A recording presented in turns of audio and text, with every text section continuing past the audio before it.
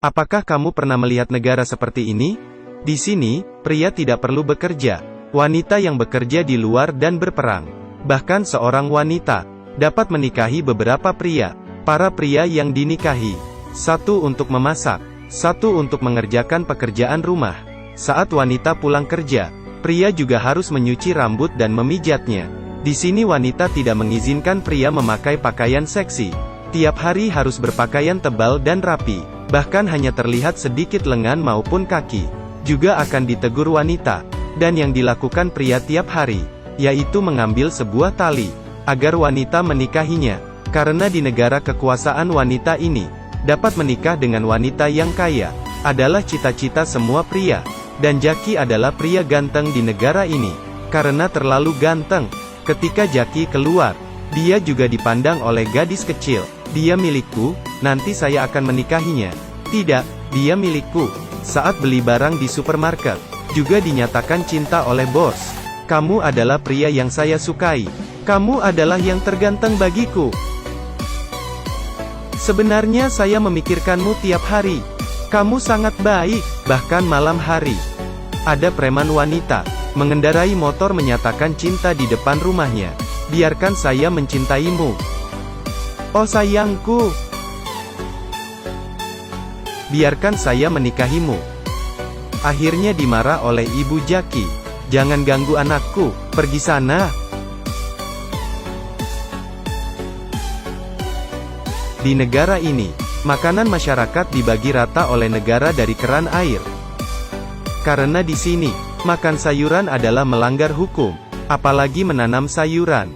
Pemimpin negara ini adalah seorang tentara wanita yang sudah mau pensiun. Pemimpin mempunyai seorang putri yang akan menjadi pemimpin di kemudian hari. Jaki dan pria di seluruh negara semua ingin menikah dengan putri. Kemarin, pemimpin mengumumkan sebelum dia pensiun akan membuat sebuah pesta mencari pasangan untuk putri. Dia berharap semua pria dapat berpartisipasi, tetapi sangat susah bagi Jaki. Karena ingin berpartisipasi pesta pemilihan pasangan ini, perlu membeli tiket seharga 400.000. Malam itu Jaki datang ke rumah pamannya. Pikir caranya, karena Jaki curiga bahwa pamannya mengambil uang ayahnya ketika meninggal. Sehingga Jaki menelepon polisi. Beberapa polisi wanita sampai. Polisi memeriksa lokasi. Malah terlihat puisi penolakan. Ternyata pamannya adalah seorang pria yang menolak pemerintahan wanita. Habislah dia. Untuk memberi penghargaan pada Jaki yang sudah melapor, polisi wanita memberinya sebuah tiket masuk. Dia mengira nasib baik, tetapi di saat ini, ibunya malah meninggal. Di sini adalah dunia kepemimpinan wanita. Di sini wanita boleh menikahi beberapa pria. Pria memasak di rumah setiap hari. Di saat wanita pulang kerja, juga bisa menikmati pelayanan suaminya. Tetapi semenjak ibunya meninggal, Jaki tinggal di rumah bibinya. Dan dia dibully. Bahkan tiket masuk juga mereka ambil untuk putra mereka.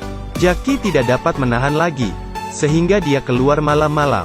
Tetapi ketika dia keluar, dia tertangkap oleh 3 polisi wanita. Karena malam hari, pria dilarang keluar. 3 polisi wanita ini melihat wajah Jaki yang tampan, mendorongnya hingga dia ke tepi pohon. Di saat polisi wanita ingin mengganggunya, seseorang muncul dari belakang dan menembak polisi itu. Dilihat jelas, ternyata yang menolongnya adalah paman Jaki. Jaki menjadi penasaran. Bukannya Anda ditangkap? Paman memberitahunya. Beberapa polisi wanita melihat dirinya yang ganteng, sehingga tertipu, dan berhasil lolos. Pria yang menolak kekuasaan wanita ini, padahal negara melarang menanam sayuran.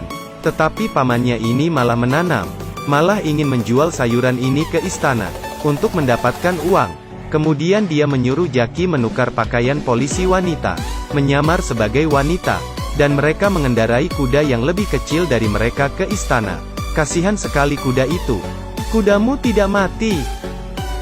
Dia hanya capek, perlu beristirahat. Setelah masuk ke istana, pamannya berbisnis, dan John masuk ke dalam.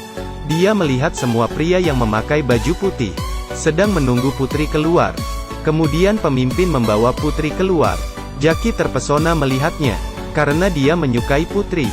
Putri berjalan ke tengah-tengah. Para pria mengeluarkan tali mereka, berharap Putri memilih mereka. Tetapi Putri tidak melihat mereka, malah melihat Jaki yang menyamar sebagai wanita ini. Jaki pun bingung, bukannya mencari pasangan. Saya adalah wanita sekarang. Jaki dibawa ke belakang. Dia akhirnya tahu bahwa pasangan Putri sudah dipilih oleh pemimpin. Mengadakan pesta seleksi ini hanya ingin memperbodohkan masyarakat. Di saat dia dan Putri ingin berbicara lagi, pemimpin masuk. Pemimpin menyuruh Putri segera mengumumkan pasangan yang terpilih. Di saat pengumuman, Jaki dilihat oleh suami bibinya. Ternyata kamu Jaki. Bukan saya. Dia adalah seorang pria. Saya mencintaimu Putri. Hentikan rekamannya. Ditembak beberapa kali tidak kena. Jaki pun melarikan diri. Pengawal pun mengejarnya. Untuk menghindari perburuan, Jaki naik ke saluran ventilasi. Di saat dia tiba di jalan keluar, malah mengetahui rahasia besar negara ini. Jaki datang ke jalan keluar ruang ventilasi. Dia mendengar sekelompok orang berbicara. Akhirnya dia tahu, ternyata makanan harian masyarakat diambil dari kotoran yang disaring, kemudian ditambah gula, sehingga terbuat demikian. Ketika mereka pergi, Jaki mendekat dan menekan tombol. Tiba-tiba ada bunyi sirine di dalam. Jaki pun segera pergi. Dan kotoran itu sudah berubah menjadi hitam lagi. Karena tombol yang ditekan Jaki, yaitu tombol penyaringan, kemudian mengirim kotoran ke masyarakat. Dan di saat ini, Jaki bersembunyi di bawah kasur Putri. Tidak lama kemudian Putri pun tahu. Untung saja Putri lumayan suka pada Jaki. Tidak menangkapnya. Tetapi keesokan hari, di luar istana berdiri sekelompok pria yang ribut. Ternyata kepala organisasi penolakan, yaitu Paman Jaki.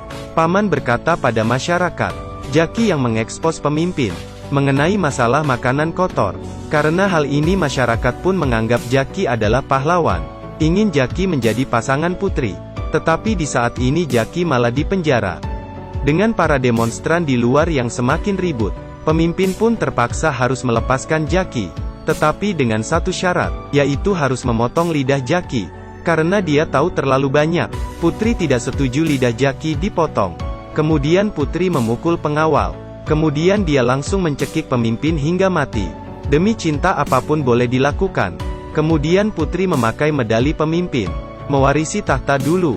Menteri yang ada di samping hanya bisa bertepuk tangan setuju melihat Putri yang begitu kejam. Tidak ada yang melawan mereka bersama lagi. Di saat ini masyarakat pun sudah demo sampai ke dalam.